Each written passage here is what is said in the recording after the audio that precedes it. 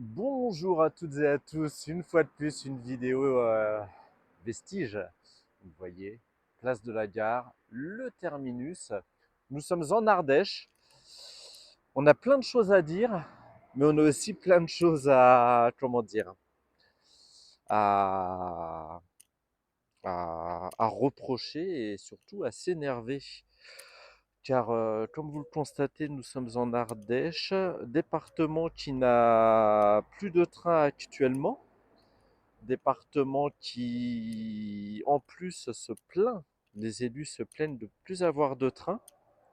Et paradoxalement, et on peut même dire que c'est hypocrite, toutes les lignes qu'ils avaient, ils les démontent depuis 2017. Donc toutes les lignes ferroviaires en Ardèche sont en train d'être démontées alors qu'elles étaient présentes encore en 2016 à Vaugué, l'étoile de Vaugué. On avait toujours les rails. Et depuis 2017, Vaugué, Saint-Jean-de-Santenier, là, la ligne d'Alba-la-Romaine, donc toute la ligne de, comment dire, du Teil à Alès qui est en train d'être déferrée pour être transformée en voie verte.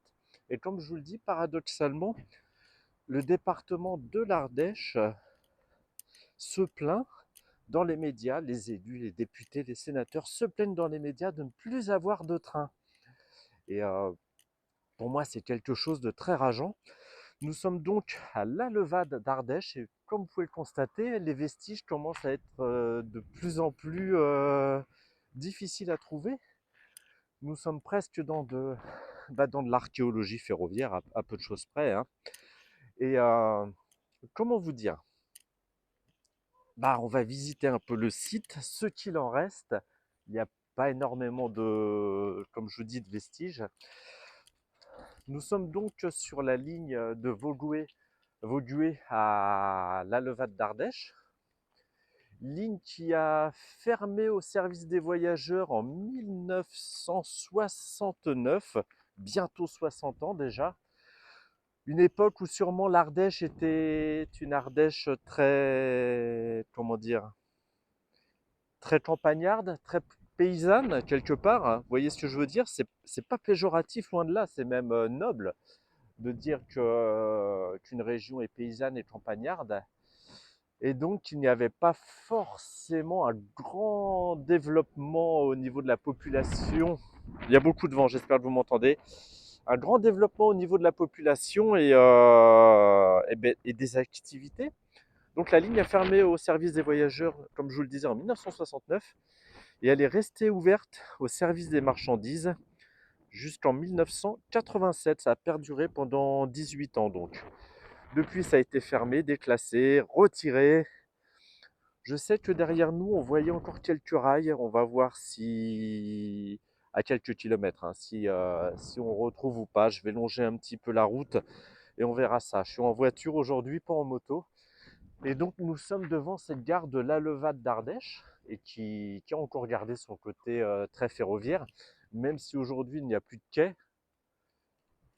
Comme je vous le disais, hein, c'était du trafic de marchandises jusqu'en 1988. Donc ça se trouve, les quais avaient déjà commencé à être euh, déconstruits et détruits dès 1969. Ça, je ne sais pas. C'est peut-être à vous de me le dire. Donc cette gare, qui reste très gare, hein, avec son abri de quai, même si le quai, on peut imaginer qu'une partie est encore présente ici, et où on a construit le trottoir après autour. Donc cette gare, cette petite marquise, on imagine forcément que la voie arrivait en face de nous, desservait le quai, et ensuite il y avait tout le système de heurtoir. Qu'y a-t-il d'autre? Ce bâtiment-ci, qui pour moi est ferroviaire aussi, hein. Dites-moi si je me trompe, je pense qu'il est ferroviaire. À voir au niveau de l'architecture, regardez en dessous de la toiture, on est vraiment sur la même architecture. On peut imaginer que c'était un foyer déroulant, comme c'était une ligne qui était en cul-de-sac. On était au terminus de la ligne. Les, euh, les roulants, les conducteurs, les contrôleurs devaient dormir ici avant de refaire les premiers trains du matin, jusqu'en 1969. Donc dites-moi si je me trompe ou si j'ai raison. Donc on va aller contourner un petit peu, on va continuer un petit peu le chemin que pouvait emprunter la ligne sans aller très loin. Comme vous le constatez, il n'y a plus de rails, il n'y a plus de vestiges de rails. La déconstruction au niveau télécom qui ont été faites, donc on imagine que le rail a été ôté il y a très longtemps. Pardon. Je sais qu'un peu plus derrière nous, hein, pas devant, derrière nous, il y a Vals-les-Bains et on retrouve des photos de trains de marchandises qui acheminaient les chargements de l'eau de Vals-les-Bains, une bonne eau ardéchoise, vraiment, aucun souci, on ne la trouve pas partout, hélas. Et, euh, et c'est une des rares photos que l'on retrouve sur le net au niveau ferroviaire avec Vogoué. Et donc, c'est triste, je ne sais pas ce que vous en pensez, vous. Je pense pour ma part qu'il y aurait vraiment un fort potentiel euh, possible en train en Ardèche. Déjà un peu de marchandises hein, avec les eaux de Vals-les-Bains et sûrement d'autres activités, mais surtout voyageurs. Peut-être plus des trains vraiment lourds, comme on dit, hein, mais avec des rames légères du type AGC, toutes ces petites rames, celles qui seraient peut-être en expérimentation, qu'on ne connaît pas trop, c'est des prototypes, c'est juste des projets, ou tout simplement un tram-train, pourquoi pas. Et vous voyez, en face de nous, il y a la poste. On pouvait imaginer aussi que comment dire, que les trains de marchandises avaient des wagons postaux, des fourgons postaux. Donc, le garage qui sont des anciens WC SNCF. Et puis on peut voir encore cette plaque, un peu vestige, un peu archéologie, plaque WC, mais bon, ici c'est plus de la rouille. Voilà, de ce côté-ci, on voit encore l'inscription WC. Donc cette gare qui est devenue pas un siège social, mais qui est devenu le siège de l'Automobile Club, enfin c'est l'association sportive automobile, l'ASA. Il y en a dans quasiment chaque département. Et ici, c'est l'ASA d'Ardèche. Voilà, nous sommes sur la place de la gare. Bon, c'est triste, hein. Et quand on va à Aubenas un peu plus loin, pareil.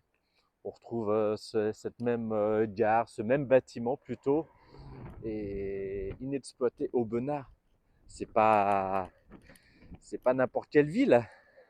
Et puis l'Ardèche, c'est pas comme si c'était un département des plus touristiques.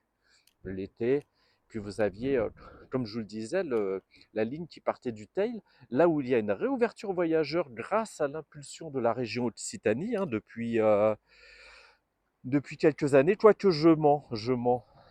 Le Teil n'est pas encore réouvert aux voyageurs, car la région Auvergne-Rhône-Alpes n'a pas encore voulu financer les travaux de remise aux normes de la gare et des quais de la gare.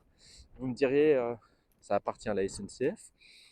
Après, je ne sais pas comment ça se déroule, si les financements, si c'est SNCF Réseau, SNCF Gare et Connexion, est-ce que c'est la région qui décide? Comme tout est régionalisé, là, je ne pourrais pas vous dire, je vous raconterai sûrement des bêtises. Déjà, je vous en raconte parfois, et c'est bien que vous commentiez et corrigiez mes bêtises, parce que, comme je vous le dis à chaque fois, je ne peux pas connaître toute l'histoire de tous les chemins de fer, de toutes les lignes, de toutes les gares, avec toutes les particularités. Donc dites-moi déjà si ça, c'était vraiment le foyer déroulant de la gare de l'Alvad d'Ardèche. Et dites-moi si vous aviez connu cette gare en fonctionnement, c'est pas si vieux, hein, un peu moins de 40 ans, donc si vous avez 50 ans, vous avez peut-être vu des trains de marchandises ici. Ou si vous êtes un peu plus âgé, peut-être que vous avez connu quelques trains de voyageurs encore ici. Voilà, encore un triste vestige, hélas. Moi, ça me révolte, hein, quand on voit ces postures politiques et quand on voit la destruction orchestrée. C'est vraiment révoltant, surtout qu'au niveau du tail, vous voyez qu'il y a des photos. Hein, la préfète d'Ardèche a posté il n'y a pas longtemps une superbe route magnifique, digne d'une autoroute. Hein, vraiment quelque chose de sublime qui rejoint le tail. Et paradoxalement, sur les mêmes photos, on voit le viaduc qui part du tail vers Vaudoué, qui lui est totalement abandonné. Voilà, donc on aura dépensé des centaines de millions d'euros pour la route, alors que la ligne ferroviaire était présente. La vidéo n'est pas finie parce que j'ai des anecdotes à vous dire que j'ai oubliées. Donc, la ligne, en particulier les infrastructures, étaient exploitées aux environs de Vaudoué jusqu'en 2012 avec l'association Viaduc 07 qui était propriétaire des infrastructures ferroviaires et qui faisait circuler un train touristique. Mais malheureusement, celle-ci a fait faillite. Voilà, même pour les associations, hein, l'exploitation ferroviaire est quelque chose de très, très cher, qui a un coût énorme. Et quand cette association a été mise en liquidation, ça c'est de son président, que j'ai les informations de son ancien président, c'est que le département a pris, lors de la liquidation, a pris possession de manière légale, hein, au niveau du tribunal, de toutes les infrastructures et aujourd'hui transforme toutes les infrastructures ferroviaires en voie verte. Que voulais-je vous dire d'autre? J'avais une autre pensée en tête, mais elle a disparu, hélas. Ah, ça va me revenir, hein. Eh bien, je n'ai pas retrouvé ce que je voulais vous dire, parce que je parle en même temps que je fais la vidéo et les pensées me viennent en tête. Comme vous le savez, ce sont des vidéos qui sont prises, ce sont des tranches de vie, hein. Je ne suis pas professionnel YouTube, je n'ai pas une société de production YouTube. Souvent, ça m'est reproché ma façon de m'exprimer, ma narration. Mais oui, vous avez énormément de contenus YouTube qui sont faits par des professionnels et qui est leur source de revenus. Pour ma part, je ne touche aucun revenu de YouTube. Et ce n'est pas le but, c'est vraiment de faire partager et d'immortaliser certains vestiges comme celui-ci. Bah alors que j'étais en train de me préparer pour repartir, et ça m'est revenu. Vous voyez, c'est une vidéo, comme je vous le dis, hein, c'est pas une production professionnelle, c'est tarabiscoté. Donc la levade d'Ardèche, qui était une gare terminus, comme je vous le disais, mais, mais il y a eu un projet. Le projet qui a été en plus inachevé, donc de l'argent qui a été dépensé malheureusement pour rien, c'était de prolonger cette ligne vers le Puy-en-Velay. Donc une partie de la ligne a été construite, les gares ont été construites, tout a été construit, mais finalement, ça n'a pas été, ça a pas été achevé. C'est une ligne qui aura été inachevée et qui aujourd'hui aurait peut-être pu rendre service à toute la population, aussi bien celle du Puy-en-Velay que celle d'Ardèche. Et au niveau des mobilités, une fois de plus, on aurait créé des mobilités qui auraient servi à tous. Et l'histoire qu'on peut entendre, c'est que il y a eu le conflit, le premier conflit mondial qui a fait que une partie des travaux aurait été comment dire, stoppée. Ça a repris et ça a repris sous l'impulsion d'un sénateur. Et ce qui s'est passé, c'est quand il y a eu la nationalisation des chemins de fer, pour vous rappeler rapidement, hein, on peut critiquer la SNCF, on peut critiquer toute entreprise, hein.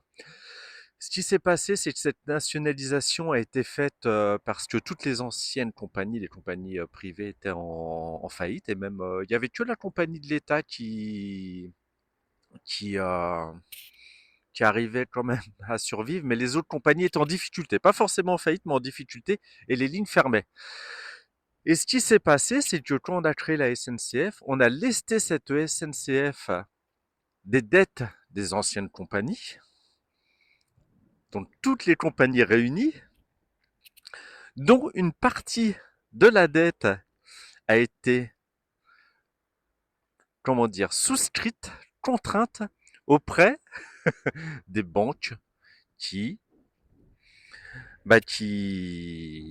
qui étaient propriétaires de ces compagnies.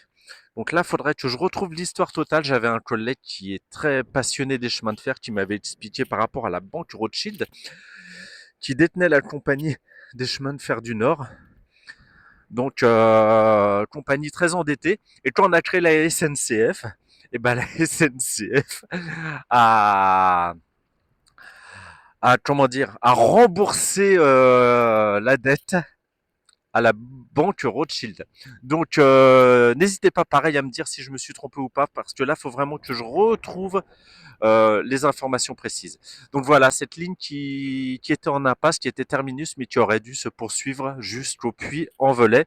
Et c'est vrai que par endroits, on voit des restes de la ligne, enfin des restes, on voit des vestiges de cette ligne inachevée, un peu comme quand on avait été visiter la ligne de Cahors à Moissac. Et une fois de plus, c'est bien dommage. Donc je vous disais, la SNCF, qui était lestée de la lourde charge du poids de la dette des anciennes compagnies, n'a pas souhaité s'endetter encore plus pour finaliser les travaux de cette ligne de l'Alvat d'Ardèche au Puy-en-Velay, celle qu'on appelait la Transsévenol. Voilà, ça m'est revenu. J'espère que ça vous a apporté quelques indications. Et à bientôt pour une prochaine vidéo.